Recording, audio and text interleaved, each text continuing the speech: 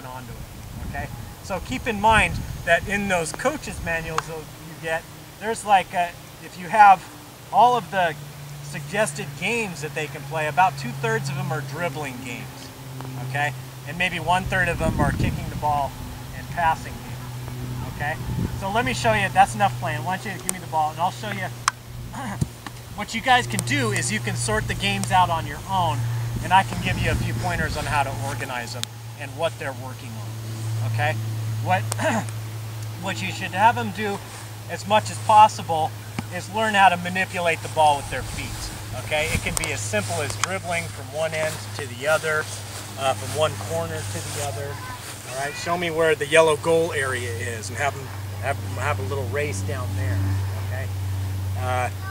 Show me where the yellow goal area is, dribble down there and shoot a shot, okay? All that kind of stuff. As much as possible, you want them just learning how to manipulate the ball.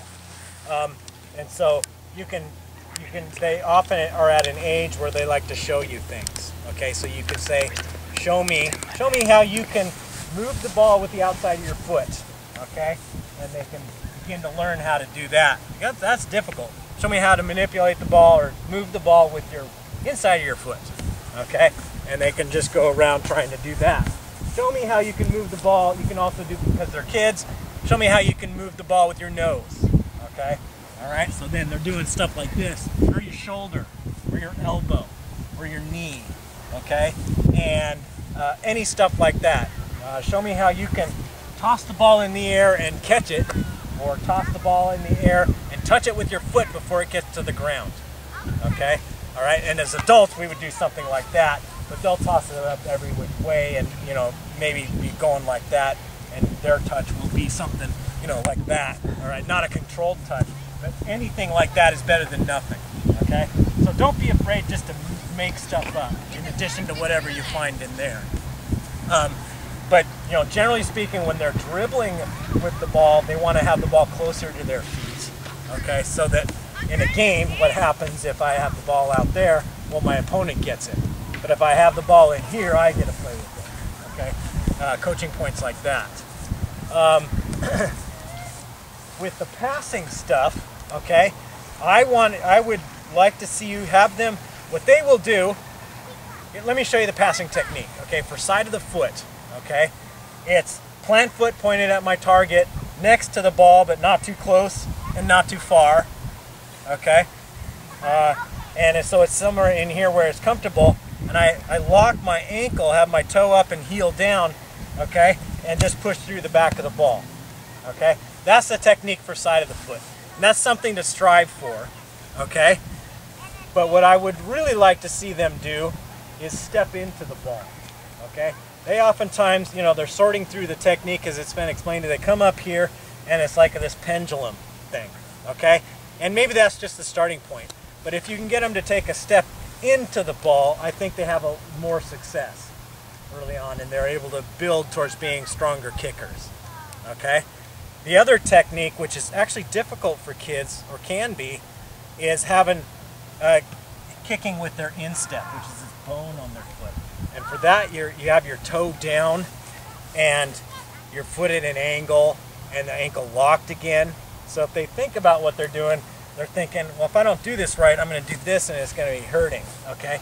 Well, just try and encourage it a little bit. Eventually, as they get older, that's how you shoot. That's how you do the power kicks, okay?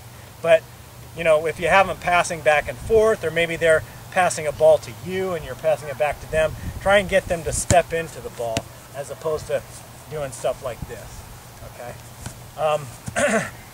So those games that you get in your manual will all have either dribbling or passing as the main skill, and that's pretty much it, okay? There's not much coaching of receiving a ball with young kids, because the first coaching point on receiving is get in the path of the ball. And so if you feel like that's at a point where, if you're at a point where they can do that, that's it. So pass me a ball, okay? Wherever it is, first thing I got to do is get in the path of the ball. If I don't get in the path of the ball, then the ball's playing me and I'm not playing the ball. Let's see. So those techniques are about all you need, because there will be a lot of floppy foot, okay? You know, you'll see them, you know, you can see, you know, the foot will just wiggle out there, and you want to tell them, try and find a word that they understand. Make your ankle stiff, make your foot stiff, or flex it, okay? And that will help them to have a stronger kick, okay? The other thing to pay attention to is what they're doing with their plant foot, okay? If it's up here, you know, it's hard, you get all crunched up and it's hard, okay? If it's out here, then they're really doing this too much, so you just want to have them do something that's comfortable, and that's what it should look like with the plant foot. Is this where you know, they can make a comfortable play on the ball. Let's see, where was I on the skills? Okay, as far as running the game, okay, if you play a game in which they're going to get out, okay, so let's imagine a popular game can be sharks and minnows, and let's say we're playing it inside this square, okay. First thing you do, and this can be, you know, a little bit of a time killer, and that's okay, because there's going to be days when you want to kill time, is explain, make sure they know the boundaries of the game, okay. So we're playing in here. This is the shark tank, or the minnow tank, or whatever, and our corners are these 4 orange cones, okay, and we can't go outside the yellows, and you guys will all have balls and I'll be the shark, okay, and the object of the game is you guys will all be dribbling around as minnows and I'll be the shark, and I'll be trying and get the ball away from you and maybe get it out of bounds, okay. So maybe that player, if you're going to play it in a way that they're out, make sure you tell them, the out players, what they're supposed to do, because they'll often just maybe come back in, which is fine, okay, that's fine too, play the game that way and keep them all involved.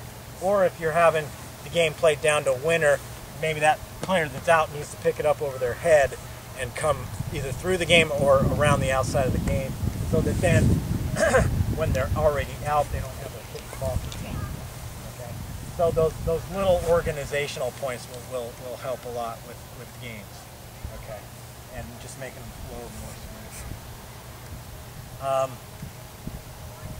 Let's see. Does anybody else have anybody got any questions? Kaylee? Yeah. Anything I've missed?